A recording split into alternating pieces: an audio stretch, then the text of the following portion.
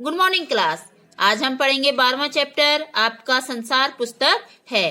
बेटा, इस चैप्टर में हम बता दें कि पंडित जवाहरलाल नेहरू ने अपनी पुत्री को पत्र के द्वारा संसार के बारे में बता रहे हैं कि संसार की उत्पत्ति कैसे हुई, यहाँ किन चीजों से हम संसार के बारे में जान सकते हैं, ये सब इस चैप्टर में बताया गया है। और इसका हिंदी रूपांतरण आपका किया गया है मुंशी प्रेमचंद्र जी द्वारा। तो हम आगे पढ़ते हैं। यहाँ पे जब पंडित जवाहरलाल नेहरू जी देखिए क्या कहते हैं, जब तुम मेरे साथ रहती हो तो अक्सर मुझसे बहुत सी बातें पूछा करती हो और मैं उनका जवाब देने की कोशिश करता हूँ, लेकिन अब जब तुम मसूरी में हो और मैं इलाहाबाद में, हम दोनों इस तरह बातचीत नहीं कर सकते। इसलिए मैंने इरादा किया है कि कभी कभी तुम्हें इस दुनिया की और उन छोटे बड़े देशों की जो इस दुनिया में हैं छोटी छोटी कथाएं लिखा करूं।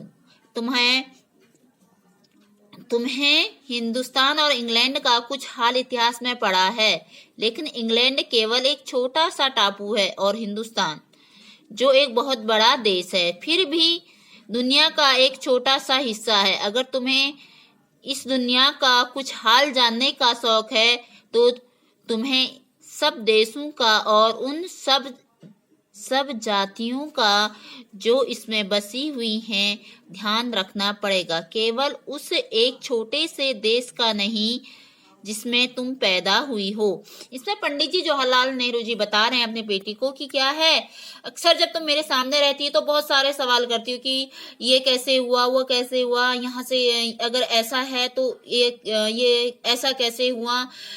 तो अक्सर देखा होगा आप लोगों के अंदर भी क्यूरियोसिटी रहती है, तो ठीक आप जैसी उम्र में ही हर किसी बच्चे के अंदर जानने की इच्छा रहती है कि ऐसा क्यों, हर एक चीज जानने के बाद कि ऐसा क्यों हुआ। जैसे हमने पूछते ना कि अगर ठीक है संसार गोल है तो कैसा गोल है, बच्चे बोलते हैं ना कि कैसा गोल है, सूर्य पृथ्वी के चक्कर क्यों लगा रही है। हमें ऐसा लगता है ना कि सूर्य क्या कर रहा है, पृथ्वी के चक्कर लगा रहा है, लेकिन ये क्या है, गलत है। जबकि क्या होता है, पृथ्वी क्या कर रही है, सूर्य की चक्कर लगा रही है। और आप लोग जब बहस करते तो कहते कि नहीं पृथ्वी नहीं घूम रही है, और क्या है, घूम कौन रहा है, सूरज, क्योंकि सूरज सुबह होते ही उगता है और शाम होते ही ढल जाता है। तो हमें ऐसा लगता है कि क्या है, चल कौन रहा है, सूरज, जबकि पृथ्वी चल रही होती है। ये सब क्या है, हमारे जिज्ञासापूर्ण सवाल हैं। और इन सवालों का जवाब आपको सब किससे पता चला है, किताब पढ़ने से, नेट के थ्रू इन चीजों से पता चल गया है। तो ठीक उसी प्रकार से इंदिरा गांधी जी भी अपने पिताजी से सवाल किया करती थी, लेकिन क्या है, उन्होंने जब उनका एडमिशन उनको इलाहाबाद से कहाँ भेज दिया, मंसूरी भेज दिया, तो वो बोलने की इस तरह हम बातचीत नहीं कर पा रहे हैं। तो मैंने सोचा है कि मैं तुम्हें नॉलेज दूं, तुम्हें जानकारी दूं कि इस दुनिया के बारे में, कि इस दुनिया में क्या क्या हो रहा है, छोटे बड़े सवालों का तुम्हारे जो जिज्ञासा है उनको का समाधान करूं। तो इसके लिए क्या है, तुमने अभी तक सिर्फ 2 देश जाने हैं, एक इंग्लैंड और दूसरा भारत, हिंदुस्तान। क्या है, जबकि इंग्लैंड तो एक छोटा सा टापू है और भारत एक देश है, और ये क्या है, ये दोनों ही क्या है, इस संसार में इन बहुत छोटे से मायने में है, ये इतना बड़े नहीं है जितना तुम इन्हें जानती हो। अगर तुम्हें इस दुनिया के बारे में जानने का शौक है तो तुम्हें क्या करना पड़ेगा, इस दुनिया में जितने देश हैं उनके बारे में जानो, उसमें रहने वाले लोगों के बारे में तुम्हें जानना पड़ेगा, ना कि सिर्फ उतना ही जिस देश में तुम पैदा हुई हो। मुझे मालूम है कि इन छोटे छोटे खतों से तुम बड़ी सी बातें ही बतला सकता हूँ। बोलने की मुझे पता है कि मैं जो पत्र लिख रहा हूँ तुम्हें, इसके द्वारा मैं तुम्हें बहुत सही चीजें बता सकता हूँ, इसलिए मैं तुम्हें क्या कर रहा हूँ, पत्र लिखने की कोशिश कर रहा हूँ। लेकिन मुझे आशा है कि इन थोड़ी सी बातों को भी तुम शौक से पढ़ोगी और समझोगी। मुझे पूरी उम्मीद है बेटा कि तुम इन बातों को पढ़ोगी और उसे समझोगी भी जरूर, कि दुनिया एक है और दूसरे लोग जो इसमें आबाद हैं हमारे भाई बहन हैं। जब तुम बड़ी हो जाओगी तो तुम इस दुनिया और उसके आदमियों का हाल मोटी मोटी किताबों में पढ़ोगी। उसमें तुम्हें जितना आनंद मिलेगा उतना किसी कहानी या उपन्यास में भी ना मिलेगा। तो जवाहरलाल नेहरू जी बोल रहे हैं कि बेटा ये क्या है, पूरी दुनिया एक है जिसमें अलग अलग प्रकार के लोग रहते हैं, अलग अलग जाति के लोग रहते हैं, अलग अलग धर्म के लोग रहते हैं, अलग अलग देशों में रहते हैं, लेकिन ये क्या है, सब आपस में भाई बहन है।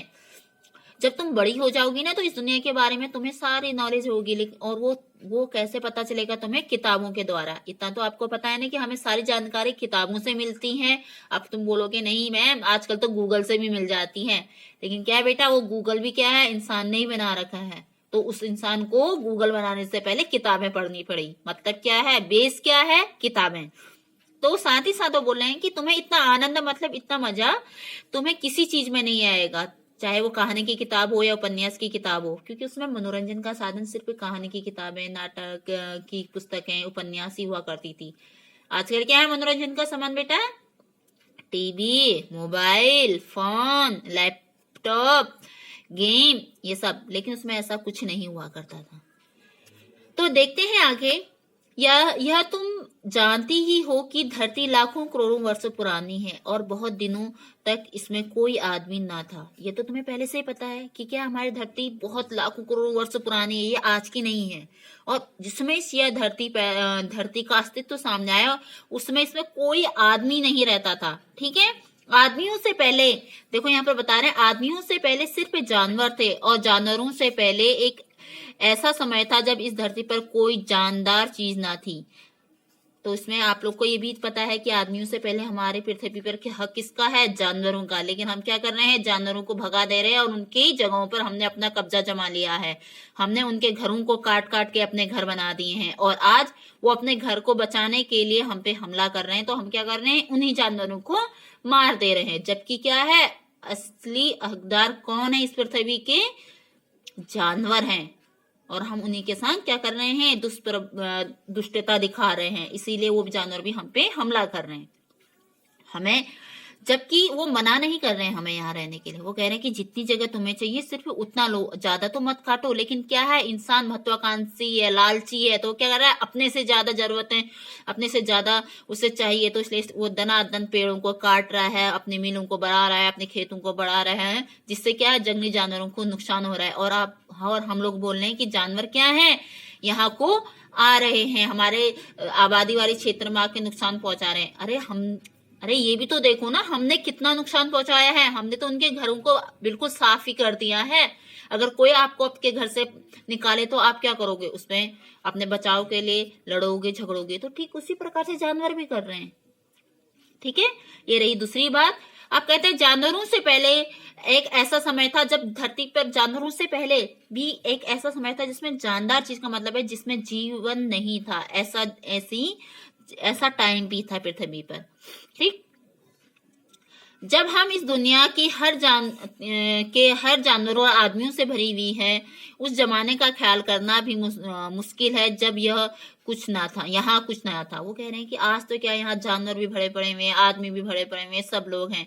लेकिन उस समय का ख्याल करो जिसमें यहाँ कुछ भी नहीं था। लेकिन विज्ञान जानने वाले और विद्वानों ने, जिन्होंने इस विषय पे खूब सोचा पढ़ा है, लिखा है कि एक समय ऐसा था जब यह धरती बेहद गर्म थी, इस पर कोई जानदार चीज नहीं रह सकती थी। और अगर हम उनकी किताबें पढ़ें और पहाड़ों, जानवरों की पुरानी हड्डियों को गौर से देखें तो हमें खुद मालूम होगा कि ऐसा समय जरूर रहा होगा। जो विद्वान लोग हैं, विद्वान लोग हैं, वो क्या कहते हैं, विद्वानों ने ये खोज करके यह बताया है, उन्होंने खूब सोचा पढ़ा और यह सब उन्होंने जानकारी एकत्रित की है कि इस पृथ्वी में क्या है, मनुष्य के अस्तित्व से पहले जानवर थे, जानवरों के अस्तित्व से पहले कोई जानदार चीज नहीं थी। क्यों? क्योंकि क्या था, ये धरती बिल्कुल आग का गोला थी और आग के गोले में कुछ भी नहीं रह सकता है। अब सोचो, बिल्कुल आग के गोला बिल्कुल इतना गर्म थी कि इसमें कोई जानदार चीज, मतलब जो जीवित प्राणी वो रह ही नहीं सकता है। कुछ धीरे धीरे ये पृथ्वी हमारी ठंडी हुई, ठंडी होने के बाद यहाँ पर एक कोशिकी जीव हुए, एक कोशिकी के बाद दो कोशिकी जीव हुए, उसके बाद धीरे धीरे करके कीड़े मकोड़ों का अस्तित्व आया, फिर घास फूस हुए, जंगल बने, उसके बाद जानवर आए, फिर धीरे धीरे करके मनुष्य का विकास हुआ।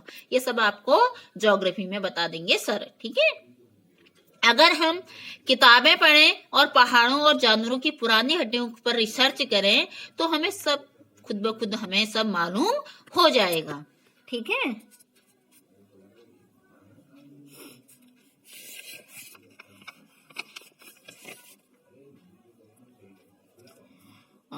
याला भी देख लेते हैं। तुम इतिहास की किताबें ही पढ़ सकती हो, लेकिन तुम्हारे जमाने में तो आदमी पैदा ही ना हुआ था, किताबें कौन लिखता।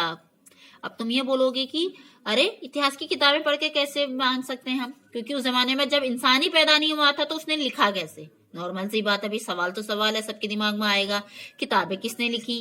तब हमें उस जमाने की बातें कैसे मालूम, अगर उसमें किताबें ही नहीं लिखी थी तो हमें उस जमाने के बारे में कैसे मालूम।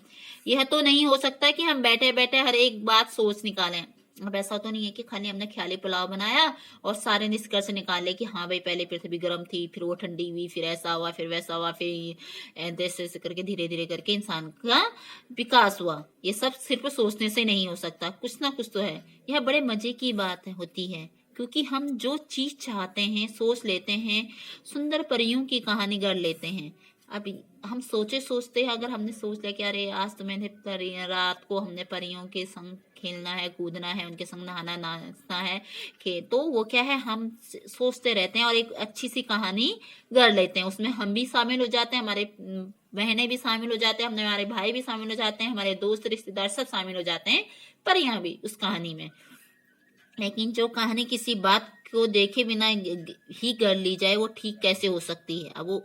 अब जो हमने चीजें देखी ही नहीं है वैसी गढ़ ली, मतलब वैसी लिख ली, तो वो कैसे सही हो सकती हैं।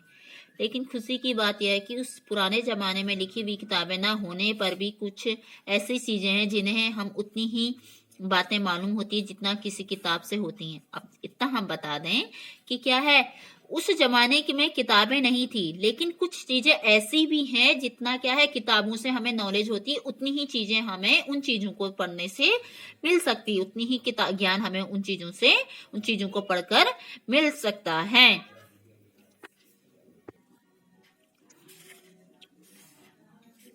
ये उनमें से कौन कौन सी चीजें हैं देखिए, बता रहे हैं, ये पहाड़, समुद्र, सितारे, नदियां, जंगल, जानवरों की पुरानी हड्डियां और इसी तरह की और भी कितनी ही चीजें हैं जिनसे हमें ये सब पता चलता है कि उस समय पृथ्वी ऐसी थी, उसका विकास धीरे धीरे इस तरीके से हुआ, जिन्हें हम दुनिया का पुराना हाल मालूम कर सकते हैं कि पहले की दुनिया कैसी थी। मगर हाल जानने का असली तरीका यह नहीं है। वो इसमें पंडित जी भी यह भी बोल रहे हैं कि यह सही तरीका नहीं है, हमें केवल दूसरों पर लिखी हुई किताबें पढ़ लें, बल्कि खुद संसार रूपी पुस्तक को पढ़ें। अरे हम दूसरों की लिखी हुई किताबों को पढ़ना माना कि ज्ञान मिल सकता है, लेकिन हम खुद भी तो लिख सकते हैं ना, उसको खुद भी तो हम पढ़ने की कोशिश कर सकते हैं। यह संसार पूरी एक पुस्तक है बेटा, यह अपने बारे में स्वयं बताती है कि मैं पहले कैसी थी, अगर तुम इसे पढ़ना चाहो तो। इसमें यहाँ पर एक एग्जाम्पल दिया हुआ है, उस एग्जाम्पल को हम यहाँ पर देखते हैं। मुझे आशा है कि पत्थरों और पहाड़ों को पढ़कर तुम थोड़े ही दिनों में उनका हाल जानना सीख जाओगे। देखो अब यहाँ पर पंडित जी खुद उन्हें क्या कह रहे हैं कि तुम पत्थरों को पढ़ो, पहाड़ों को पढ़ो, तो तुम्हें खुद पता चल जाएगा कि इसका विकास कैसे हुआ है। सोचो कितनी मजे की बात है, एक छोटा सा रोड़ा मतलब पत्थर का टुकड़ा, जिसे तुम सड़क पर या पहाड़ के नीचे पड़ा हुआ देखती हो। सभी ने देखा है, एक छोटे से टुकड़े को, पत्थर को क्या है, रोड में मिल जाता है, हर किसी को मिलता है, कहीं पर भी मिल जाता है। शायद संसार की पुस्तक का एक छोटा सा पृष्ठ हो। तुम्हें पता है कि वह एक पत्थर का टुकड़ा, जो संसारों की किताब है हमारी, जो हमारी पूरी दुनिया एक किताब है, उसका एक पृष्ठ वो छोटा सा पत्थर का टुकड़ा है। अगर तुम उसे ध्यान से सोचो और उसके बारे में विचार विमर्श करो, शायद उसे तुम्हें कोई नई बात मालूम हो जाए। शर्त यही है कि तुम्हें उसे पढ़ना आता हो, बस इतना जरूर है कि तुम्हें उसे पढ़ना आना चाहिए, और वो अपने बारे में वो तुम्हें स्वयं ही बताएगा और तुम्हें नई चीज मालूम कराएगा। और इसके लिए शर्त यह है कि तुम्हें उस पत्थर को पढ़ना आना चाहिए। मतलब ये जो संसार है तुम्हारी एक किताब है, और वो छोटा सा पत्थर का टुकड़ा एक उस किताब का एक पन्ना है जिसे तुम्हें पढ़ना आना चाहिए। ठीक है बेटा, इससे आगे की कहानी हम नेक्स्ट वीडियो में पढ़ेंगे। ओके बेटा।